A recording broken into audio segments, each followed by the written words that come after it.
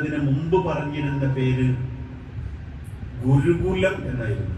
വിദ്യാഭ്യാസത്തിന് മുമ്പ് പറഞ്ഞിരുന്ന പേര് ഗുരുകുല സമ്പ്രദായം. എന്നാൽ ഗുരുവിന്റെ മുമ്പിൽ ശിഷ്യൻ ചെന്നിരുന്നു പഠിക്കുമ്പോൾ ഗുരു അവനെ വിളിച്ചിരുന്നത്, അല്ലെങ്കിൽ ആ സമ്പ്രദായത്തിൽ ഗുരു വിളിച്ചിരുന്നത് വിനയനം എന്നായിരുന്നു. വിനയനം ഇവിടുന്ന് അങ്ങോട്ട് സപ്ലൈ ചെയ്യുക. ഗുരുവിൽ കുഞ്ഞുങ്ങളിൽ നിന്നുണ്ണുന്നവൻ കുഞ്ഞുണ്ണി എന്ന് കുഞ്ഞുണ്ണിയൊക്കെ പാടിയിട്ടുണ്ടായിരുന്നു. ഗുരുവിന്റെ മുമ്പിൽ നിന്ന് വിനീതനായിരുന്ന് ചേരുന്നതിന്, ഗുരുവിലേക്ക് ചേരുന്നതിന്റെ പേരാണ് വിനയം. 50 കൊല്ലായിട്ടേ ഉള്ളൂ വിനയനം എന്ന പരിപാടി മാറിയിട്ട് വിദ്യാഭ്യാസം എന്ന് മലയാളത്തിൽ വിളിക്കാൻ തുടങ്ങി. ഞാൻ തമാശ കൂടി പറയട്ടെ. ഞാൻ അധ്യാപകൻ എങ്ങനെ എഴുതും മലയാളത്തിൽ? അധ്യാപകൻ. മാഷന്മാരുണ്ടോ അവിടെ? എന്തായാലും തൽക്കാലത്തേക്ക് തല പോക്കണ്ട, ഞാൻ സ്വകാര്യം പറയാം.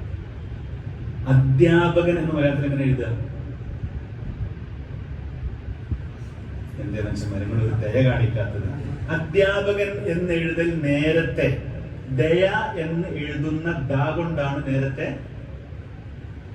അധ്യാപകൻ എന്ന് എഴുതിയിരുന്നത്. മലയാളത്തിൽ ഉഷാറായപ്പോ ഇപ്പൊ ധനം എന്ന് എഴുതുന്ന ദാ കൊണ്ടാണ് എഴുതല്. ചിന്തിച്ചോ? ശ്രദ്ധിച്ചില്ലേ? നാളെ മുതൽ മലയാള അക്ഷരങ്ങൾ ശ്രദ്ധിക്കുക.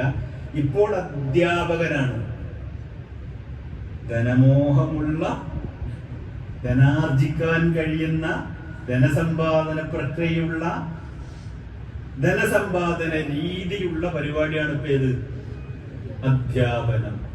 നേരത്തെ ചെയ്തിരുന്നത് ദയുള്ള, ദീനാനുകമ്പയുള്ള, ദയാവായ്പുള്ള അധ്യാപകനായിരുന്നു. ഇപ്പൊ അധ്യാപകൻ ആരാണ്? നിങ്ങൾക്ക് തോന്നിയിരുന്നില്ല. ഇപ്പൊ അധ്യാപകനാണ്. മലയാളത്തിൽ എഴുതല് വിദ്യാഭ്യാസം എന്നത് ദയ കൊണ്ടാണ് എഴുതിയത്.